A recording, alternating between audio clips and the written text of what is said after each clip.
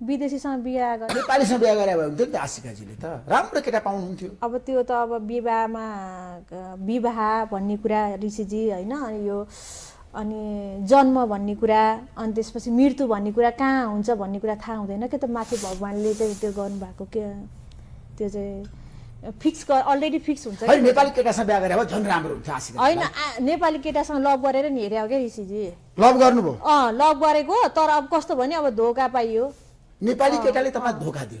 धोका अब त्यस्तै धोका दियो भने हजुर। राम्रैसँग लभ गर्नु? राम्रो र नराम्रो भन्नुहुन्छ लभ। लामो समय गयो लभ? अनि त्यस्तो होइन, लामो समय होइन। म नर्सिङ पढ्दै थिएँ। अब पढ्दाखेरि अब मन पराउने, तँलाई मन पराउँछु भन्ने मान्छेहरू त भेटिहाल्छन् नि, त्यही हो। अनि पछि म नर्सिङ सकिने बित्तिकै म जर्मनी गएँ 2010 मा।